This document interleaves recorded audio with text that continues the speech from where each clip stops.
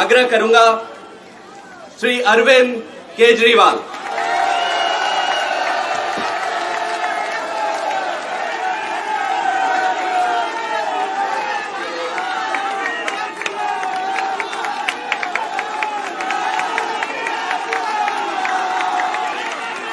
भारत माता की, भारत माता की, इनकलाब, वंदे वंदे।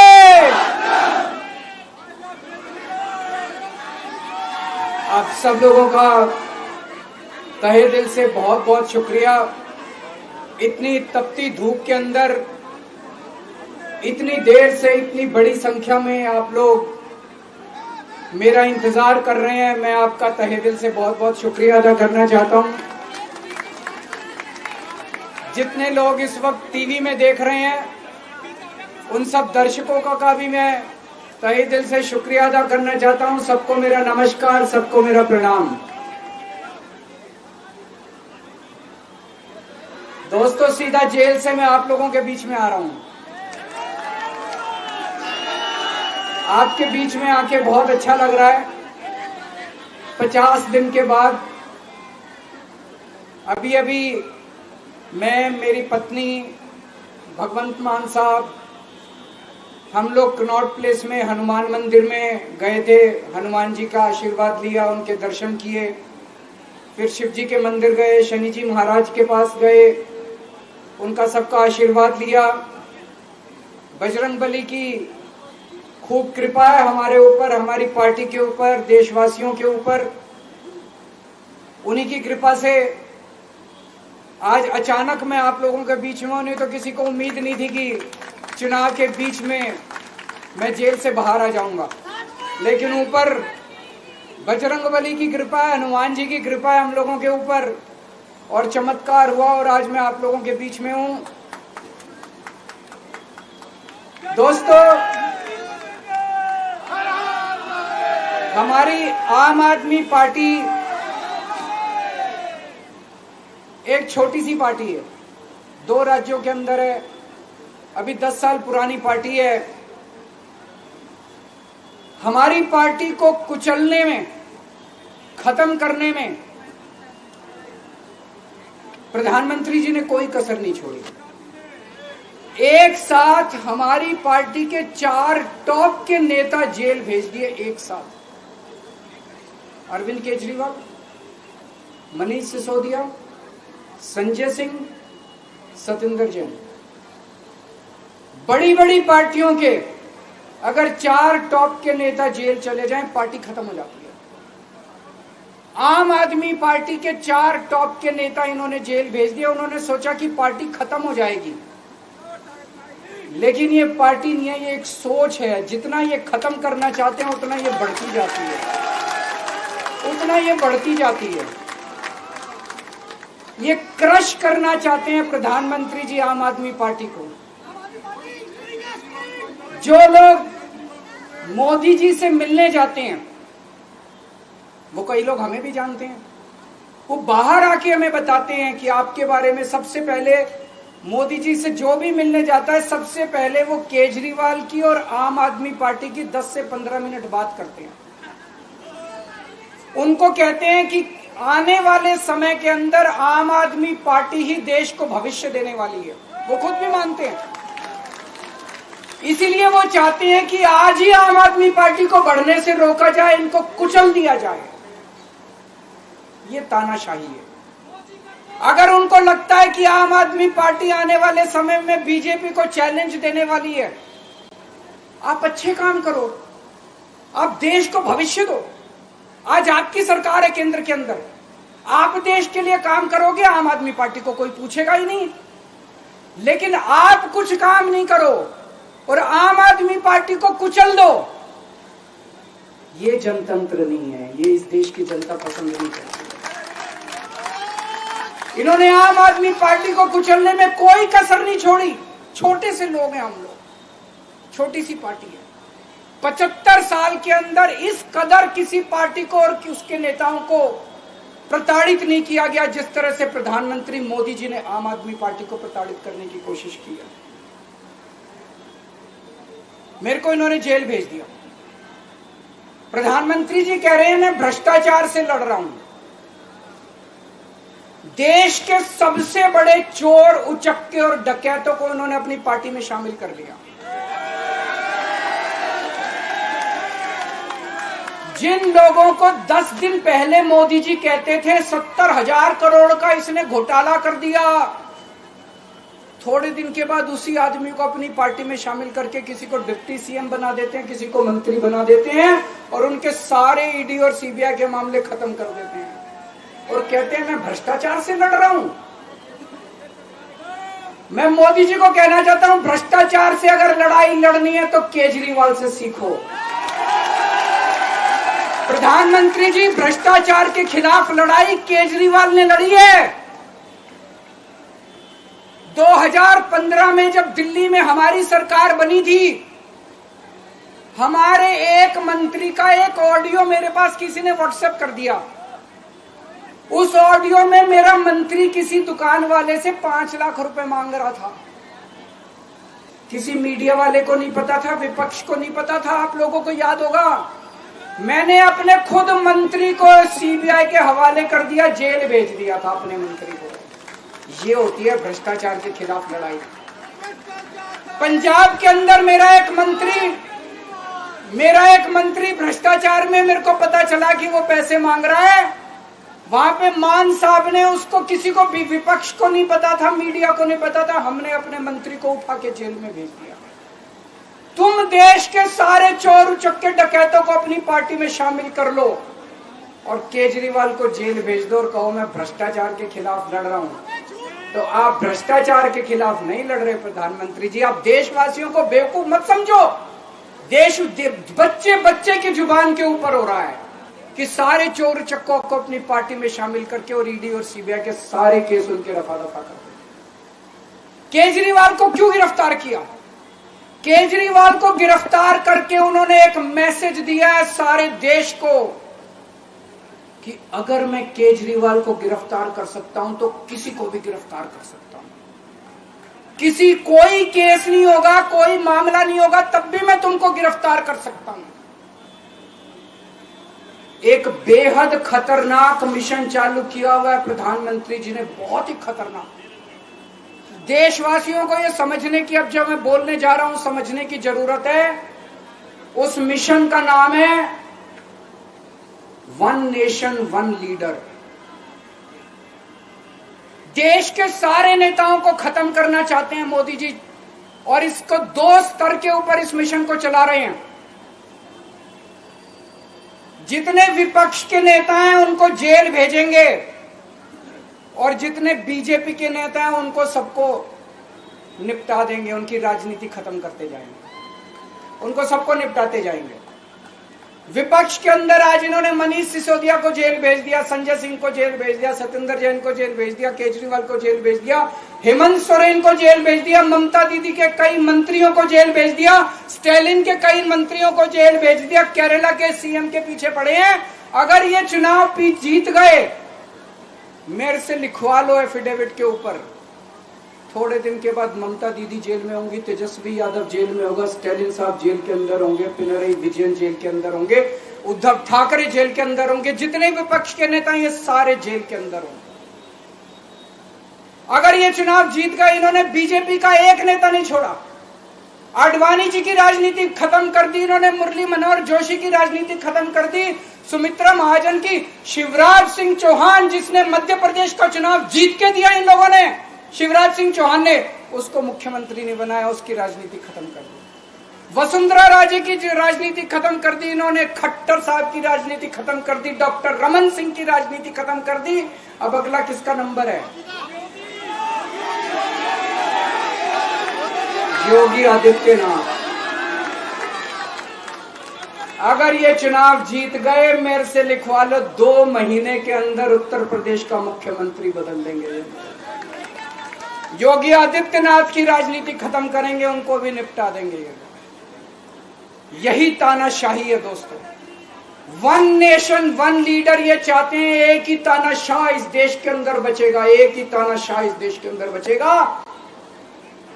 हमारा देश बहुत महान है, 4000 5000 साल पुराना हमारा देश है। इसके पहले पिछले 4000 साल में कई मौके आए जब इस देश के ऊपर तानाशाहों ने कब्जा करने की कोशिश की, लेकिन हमारे देश के लोगों ने उन तानाशाहों का तख्ता उखाड़ के फेंक दिया। जब जब हमारे देश में ऐसा मौका आया कि तानाशाह ने हमारे देश के ऊपर कब्जा करने की कोशिश की, इस देश की जनता ने उसका तख्ता उखाड़ के फेंक दिया। आज एक तानाशाह इस देश से जनतंत्र खत्म करना चाहता है। आज एक तानाशाह इस देश से लोकशाही खत्म करना चाहता है। मैं पूरे तन मन धन से लड़ रहा हूं, संघर्ष कर रहा हूं उस तानाशाह के खिलाफ। 140 करोड़ लोगों का साथ चाहता हूं मैं। मेरे अकेले के करने से नहीं होगा। 140 आज मैं आप लोगों से भीख मांगने के लिए आया हूं। 140 करोड़ लोगों से 140 करोड़ लोगों से भीख मांगने के लिए आया हूं। मेरे देश को बचा लो, मेरे भारतवर्ष को बचा लो, मेरा भारत बहुत महान है। इस तानाशाही से बचा लो मेरे दोस्त, मेरे देश को।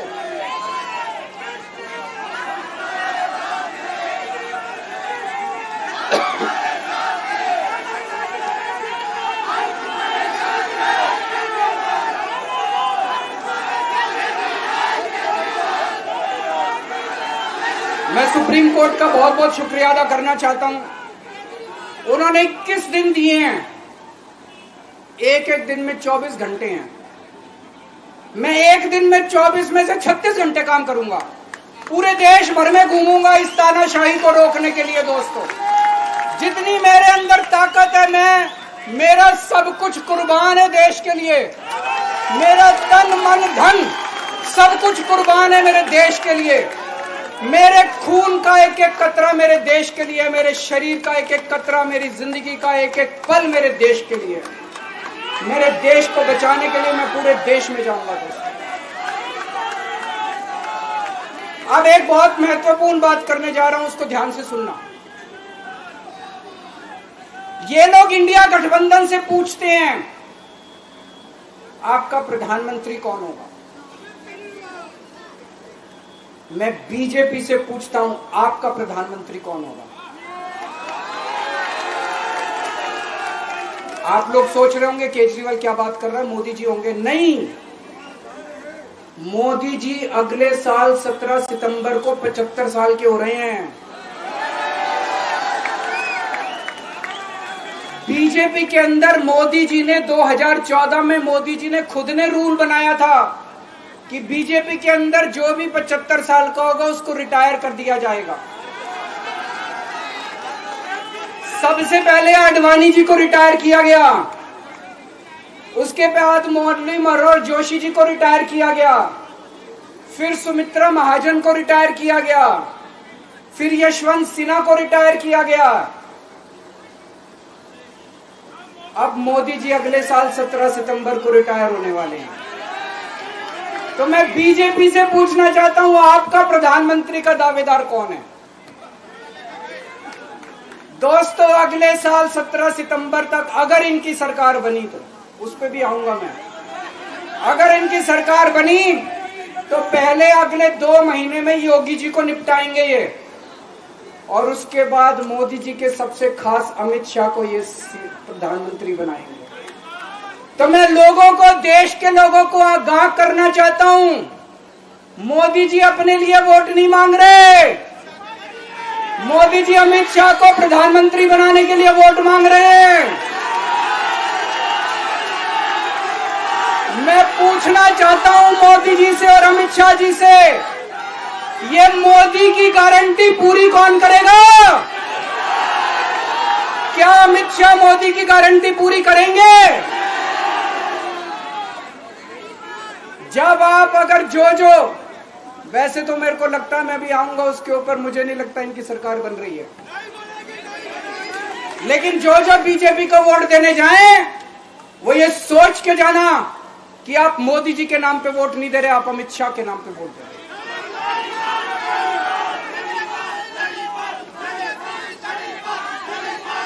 अब एक खुशखबरी आप लोगों के लिए, अब एक खुशखबरी है, सबको बता देना, जो मैंने बातें कही है बड़ी सोच समझ के कही है।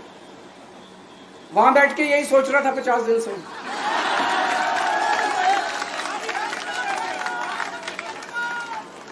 दोस्तों, पूरे देश के मेरे को बाहर निकले हुए 20 घंटे हो गए। इन 20 घंटों के अंदर भी मैंने रात भर में जनता से बात कर रहा था, लोगों से फोन कर रहा था।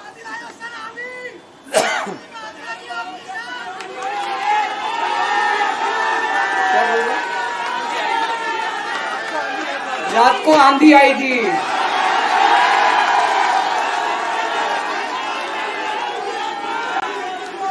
पिछले 20 घंटे में मैंने जो बातचीत करी है, कई बड़े बड़े एक्सपर्ट से बात की, चुनाव विश्लेषकों से बात की, सेफोलॉजिस्ट से बात की, जनता से बात की, फोन पे लोगों से। मेरा अपना आकलन है कि 4 जून के बाद इनकी सरकार नहीं बन रही, मोदी सरकार नहीं बन रही। दोस्तों, अगर मैं गलत हूं तो मेरे को बताना। हरियाणा में इनकी सीट कम हो रही है, राजस्थान में कम हो रही है, कर्नाटक में कम हो रही है, दिल्ली में कम हो रही है, बिहार में कम हो रही है, महाराष्ट्र में कम हो रही है, कर्नाटक में कम हो रही है, बंगाल में कम हो रही है, झारखंड में कम हो रही है। बढ़ कहां रही है? यूपी में कम हो रही है, बढ़ कहां रही है? बड़े एक भी जगह इनकी सीटें नहीं बढ़ रही हैं। मेरा अपना मानना है, और सट्टा बाजार में भी वो जो चल रहा है, इनकी 220 से 230 के बीच में सीट आ रही है, उससे ज्यादा सीट नहीं आ रही। मोदी सरकार नहीं बन रही है, केंद्र में इंडिया गठबंधन की सरकार बन रही है।